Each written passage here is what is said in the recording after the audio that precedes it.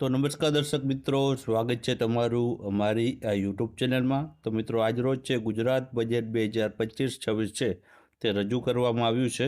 તો આ વિડીયોમાં આપણે છે ગુજરાત બજેટને લગતા અગત્યના MCQ પ્રશ્ન અને છેલ્લે છે ગુજરાત બજેટનું છે હાઇલાઇટ જોવાના છે. તો વિડીયોમાં છે શરૂઆતથી અંત સુધી બન્યા રહેજો અને વિડીયો પસંદ આવે તો વિડીયોને લાઇક કરજો અને વિડીયોને તમારા મિત્રો સાથે શેર કરજો. તો ચાલો આપણે વિડીયોની શરૂઆત કરીએ. તો પહેલો પ્રશ્ન છે કે ગુજરાત બજેટ 2025 છે તે કોના દ્વારા રજૂ કરવામાં આવ્યું છે? તો ઓપ્શન આપેલા છે કનુ દેસાઈ, નીતિન પટેલ, આનંદીબેન પટેલ કે વિજય રૂપાણી દ્વારા. તો આમાં જવાબ આવશે ઓપ્શન એ આવશે. કનુભાઈ દેસાઈ છે જે આપણા નાણામંત્રી છે, તેમના દ્વારા છે ગુજરાત બજેટ 2025 છે તેમના દ્વારા છે રજૂ કરવામાં આવ્યું હતું. ત્યારબાદ આગળનો પ્રશ્ન જોઈએ તો ગુજરાત બજેટ 2025નું કદ કેવડું છે? તો ઓપ્શન આપેલા છે તમને 3,70,250 કરોડ રૂપિયા, 2,50,150 કરોડ, 1,20,050 કરોડ કે એક પણ નહીં. તો આમાં જવાબ આવશે મિત્રો ઓપ્શન એ આવશે. 3,70,250 કરોડ રૂપિયાનું છે આ ગુજરાત બજેટ છે રજૂ કરવામાં આવ્યું હતું. ત્યારબાદ આગળનો પ્રશ્ન જોઈએ તો કનુ દેસાઈએ છે તેનું કેટલામું બજેટ રજૂ કર્યું છે? તો ઓપ્શન આપેલા છે ત્રીજા નંબરનું, ચોથા નંબરનું, પાંચમા નંબરનું કે છઠ્ઠા નંબરનું. તો આમાં જવાબ આવશે મિત્રો ઓપ્શન બી આવશે. ચોથા નંબરનું બજેટ છે મિત્રો કનુભાઈ દેસાઈએ જે રજૂ કર્યું હતું, તેના કાર્યકાળનું તે ચોથું બજેટ રહેલું છે. ત્યારબાદ આગળનો પ્રશ્ન આપણે જોઈએ કે નાણામંત્રી કનુ દેસાઈએ તેમની સાથે રેગ્યુલર બજેટ બેગની જગ્યાએ શેનો ઉપયોગ કર્યો હતો? તો તમને ઓપ્શન આપેલા છે થેલાનો, સુટકેસનો, પોથીનો કે એક પણ નહીં. તો આમાંથી જવાબ આવશે ઓપ્શન સી આવશે. પોથીનો ઉપયોગ કર્યો હતો બજેટ રજૂ કરવા માટે. લાલ કલરની એક પોથી છે તેમના દ્વારા છે રજૂ કરવામાં આવી હતી. ત્યારબાદ આગળનો પ્રશ્ન જોઈએ તો પોથી ઉપર આદિજાતિ સંસ્કૃતિની ઓળખ સમી વારલી પેઇન્ટિંગ અને ક્યાંની ભાતીગળ કલા અંકિત કરેલી હતી? તો ઓપ્શન આપેલા છે કચ્છની, ઉત્તર ગુજરાતની, દક્ષિણ ગુજરાતની કે સૌરાષ્ટ્રની. તો આમાં જવાબ આવશે ઓપ્શન એ આવશે. કચ્છની ભાતીગળ કલાને જે છે અંકિત કરવામાં આવી હતી. એક તો છે મિત્રો વારલી જે પેઇન્ટિંગ દર્શાવવામાં આવી હતી અને સાથે કચ્છની ભાતીગળ કલા પણ છે આમાં અંકિત કરવામાં આવી હતી. ત્યારબાદ આગળનો પ્રશ્ન જોઈએ તો પોથી ઉપર આદિજાતિ સંસ્કૃતિની ઓળખ સમી વારલી પેઇન્ટિંગ અને કચ્છની ભાતીગળ કલા અંકિત કરાયા. આ ઉપરાંત છે શેનું ચિહ્ન પણ આમાં દર્શાવવામાં આવ્યું હતું? તો તમને ઓપ્શન આપેલા છે લાલ કિલ્લાનું, રાણકી વાવનું, કીર્તિ તોરણનું કે અશોક સ્તંભનું ચિહ્ન. તો આમાં જવાબ આવશે મિત્રો ઓપ્શન ડી આવશે. અશોક સ્તંભનું જે ઉપલો ભાગ જે ચિહ્ન છે આપણે ભારતીય ચિહ્ન તરીકે જે લીધો છે તે ચિહ્ન છે મિત્રો આમાં છે દર્શાવવામાં આવ્યું હતું. ત્યારબાદ આગળનો પ્રશ્ન આપણે જોઈએ તો ઘરના ઘર માટે અપાતી સહાય માટે કરાયો વધારો. નવા ઘર માટે જે અપાતી સહાય છે તે રૂપિયા 1,20,000 લાખની સામે કેટલા હજારનો વધારો કરવામાં આવ્યો છે? 10,000નો, 20,000નો, 50,000નો કે 60,000નો? તો આમાં જવાબ આવશે ઓપ્શન સી આવશે. 50,000નો વધારો કરવામાં આવ્યો છે. એટલે કે 1,20 લાખ રૂપિયા પહેલાં છે જે સહાય આપવામાં આવતી હતી તેમાં હવે 50,000નો વધારો કરવામાં આવ્યો છે. એટલે કે 1,70,000 રૂપિયા છે હવે જે સહાય આપવામાં આવશે. ત્યારબાદ આગળનો પ્રશ્ન આપણે જોઈએ તો મહિલાઓને સાધન સહાય, લોન ગેરંટી તથા તાલીમ આપવા માટે કઈ યોજનાની જાહેરાત કરાઈ છે? તો ઓપ્શન આપેલા છે મહિલા સાહસ, સખી સાહસ, મહિલા ગેરંટી યોજના કે સ્ત્રી સાહસ. તો આમાં જવાબ આવશે ઓપ્શન બી આવશે. સખી સાહસ નામની યોજનાની છે તે જાહેરાત કરવામાં આવી છે. ત્યારબાદ આગળનો પ્રશ્ન જોઈએ તો ગીર ગાયના સંવર્ધન, સંરક્ષણ અને આનુવાંશિક ઓલાદોના સુધારણ માટે કયા જિલ્લાના ધરમપુર ખાતે વિવિધ અત્યાધુનિક સુવિધા ઊભી કરવામાં આવશે?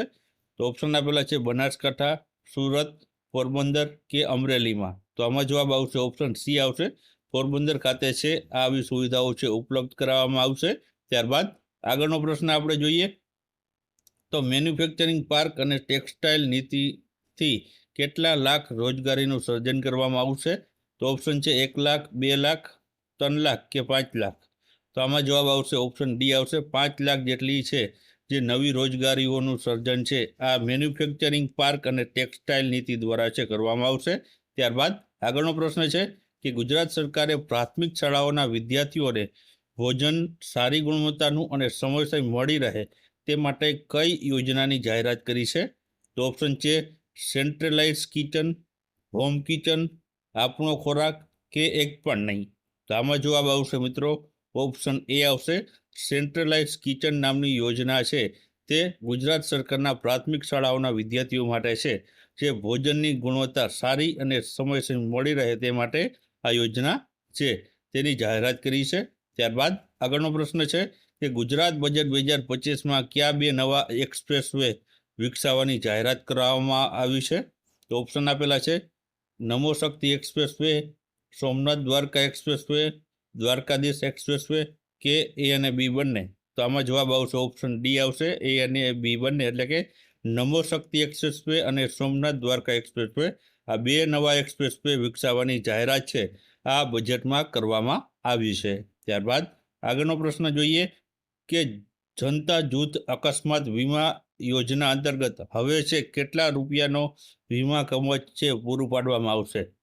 તો ઓપ્શન છે 50,000થી 2 લાખ, 2 લાખથી 4 લાખ, 1 લાખથી 2,000 કે એક પણ નહીં. તો આમાં જવાબ આવશે મિત્રો ઓપ્શન બી આવશે.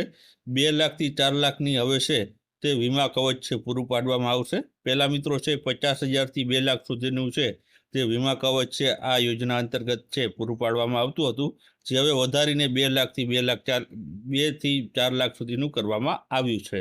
ત્યારબાદ આગળનો પ્રશ્ન છે કે કયા જિલ્લામાં નવા ગ્રીનફિલ્ડ એરપોર્ટ વિકસાવવામાં આવશે? તો ઓપ્શન આપેલા છે દાહોદ, છોટાઉદેપુર, પાટણ કે અમરેલીમાં. તો આમાં જવાબ આવશે ઓપ્શન એ આવશે. દાહોદમાં મિત્રો છે ગ્રીનફિલ્ડ એરપોર્ટ છે તે વિકસાવવામાં આવશે. ત્યારબાદ આગળનો પ્રશ્ન જોઈએ તો ગુજરાત બજેટ 2025માં ગુજરાત પોલીસમાં કેટલી ભરતીની જાહેરાત કરવામાં આવી છે? તો ઓપ્શન આપેલા છે 10,000, 12,000, 14,000 કે 16,000. તો આમાં જવાબ શું આવશે? તો જવાબ આવશે ઓપ્શન સી, 14,000 નવી ગુજરાત પોલીસ ભરતીમાં છે તે જાહેરાતો છે જે કરવામાં આવી છે, જે ગુજરાત બજેટમાં જાહેર કરવામાં આવ્યું છે. હવે મિત્રો આપણે ગુજરાત બજેટની મુખ્ય હાઇલાઇટો પણ જોઈ લઈએ. તો નાણાકીય વર્ષ 2025-26માં અંદાજપત્રની મુખ્ય બાબતો જોઈએ તો કુલ અંદાજપત્ર 2025-26નું મિત્રો 3,70,250 કરોડનું મિત્રો આ બજેટ રજૂ કરવામાં આવ્યું છે, જેમાં મહેસૂલી ખર્ચ છે 2,36,000 ને 44 કરોડ રૂપિયા દર્શાવવામાં આવ્યું છે અને મૂડી ખર્ચ છે તે 1,34,206.08 કરોડ છે દર્શાવવામાં આવ્યો છે. એકંદરે વધારો મિત્રો છે 2025 માટેની કુલ ફાળવણી છે મિત્રો કરવામાં આવી છે. 2025ના અંદાજપત્રની સરખામણીમાં અહીં છે 11.37% છે વધારો દર્શાવવામાં આવ્યો છે. આ ઉપરાંત ગુજરાત બજેટની હાઇલાઇટો જોઈએ તો 50,000 કરોડનું વિકસિત ગુજરાત ફંડ સ્થાપિત કરવામાં આવશે. ત્યારબાદ છે વિકસિત ગુજરાત ફંડ માટે 500 કરોડની જોગવાઈ, નર્મદા બલ્ક પાઇપલાઇન માટે 2,636 કરોડની જોગવાઈ કરવામાં આવી હતી. રાજ્યમાં 12 નવી હાઈસ્પીડ કોરિડોર વિકસાવવામાં આવશે. ગરવી ગુજરાત હાઈસ્પીડ કોરિડોર માટે 1,367 કરોડની જોગવાઈ કરવામાં આવી હતી. ત્યારબાદ ડીસાથી પીપાવા નમો શક્તિ એક્સપ્રેસવે બનશે. સોમનાથ દ્વારકા એક્સપ્રેસવે બનશે. ત્યારબાદ જનતા જૂથ અકસ્માત વીમા યોજનામાં હવે 2 લાખથી 4 લાખ સુધીની વીમા કવચ મળશે. શહેરી વિકાસ વિભાગમાં બજેટમાં 40%નો વધારો કરવામાં આવ્યો છે. નવી જાહેર થયેલી મનપામાં 2300 કરોડની જોગવાઈ, સાબરમતી રિવરફ્રન્ટ માટે 350 કરોડની જોગવાઈ, અમદાવાદ, ગાંધીનગર અને સુરતમાં મેટ્રો રેલ માટે 2730 કરોડની જોગવાઈ, નવી બસો ખરીદવા માટે 1,128 કરોડની જોગવાઈ, અંતરિયાળ વિસ્તારોમાં 400 નવી મડી બસ સુવિધા મળશે. ત્યારબાદ અમદાવાદ ખાતે ન્યુરોલોજીસ્ટ ઇન્સ્ટિટ્યૂટ બનાવવામાં આવશે. ત્યારબાદ રાજ્યમાં સાયબર સેન્ટર ઓફ એક્સેલન્સ બનશે. ત્યારબાદ તમામ જિલ્લામાં સાયબર ફોરેન્સિક લેબ બનાવવામાં આવશે. ત્યારબાદ આગળ છે કે રાજ્યમાં anti narcotic task force unit ઊભું કરવામાં આવશે. ત્યારબાદ છે ટ્રાફિક પોલીસની 1,390 નવી જગ્યા ઊભી કરવામાં આવશે. ત્યારબાદ રાજ્યમાં 17 કરોડની વધુ વૃક્ષ વાવેતર કરવામાં આવશે. ત્યારબાદ છે વાજપાઈ બેન્કેબલ યોજનામાં 25 લાખ તથા સબસિડી રકમ વધારી 3.75 લાખ કરવામાં આવી છે. ત્યારબાદ અંબાજીની વિકાસ માટે 180 કરોડની જોગવાઈ કરવામાં આવી છે. ત્યારબાદ છે કિસાન સૂર્યોદય યોજના માટે 2,175 કરોડની જોગવાઈ.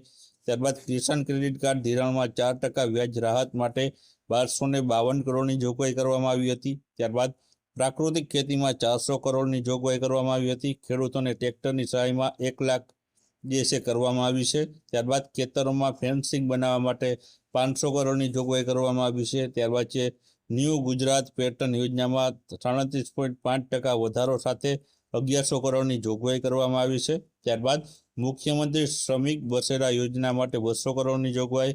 ત્યારબાદ સંત સુરદાસ યોજનામાં 80% ને બદલે 60% દિવ્યાંગતા ધરાવતાઓને પણ લાભ મળશે. ત્યારબાદ રાજ્યના 85,000 દિવ્યાંગને વાર્ષિક 12,000ની સહાય આપવામાં આવશે. ત્યારબાદ વિદ્યાર્થીઓને શિષ્યવૃત્તિ માટે 4,827 કરોડની જોગવાઈ. રાજ્યના 10 જિલ્લા અને 20 સ્થળોએ સમરસ કુમાર છાત્રાલય અને કન્યા છાત્રાલય બનાવવામાં આવશે. ત્યારબાદ અમદાવાદ સરદાર પટેલ સ્પોર્ટ એન્કલેવ બનશે. ત્યારબાદ કરાઈ ખાતે આંતરરાષ્ટ્રીય સ્પોર્ટ સુવિધા ઊભી કરવામાં આવશે. ત્યારબાદ આઈટીઆઈને અપગ્રેડ કરવા માટે 450 કરોડની જોગવાઈ. અમદાવાદ એલડી એન્જિનિયર કોલેજમાં એઆઈ લેબ સ્થાપિત કરવામાં આવશે. ત્યારબાદ રાજ્યના અન્ય 6 સરકારી ટેકનિકલ કોલેજોમાં છે તે એઆઈ લેબ બનાવવામાં આવશે. ત્યારબાદ રાજ્યમાં 4 રિજિયનમાં આઈ હબ સ્થાપવાનું પણ આયોજન કરવામાં આવશે. તો મિત્રો આ હતી ગુજરાત બજેટની મુખ્ય હાઇલાઇટ. જો તમને આ વિડીયો પસંદ આવ્યો હોય તો વિડીયોને લાઇક કરજો અને વિડીયોને તમારા મિત્રો સાથે શેર કરજો.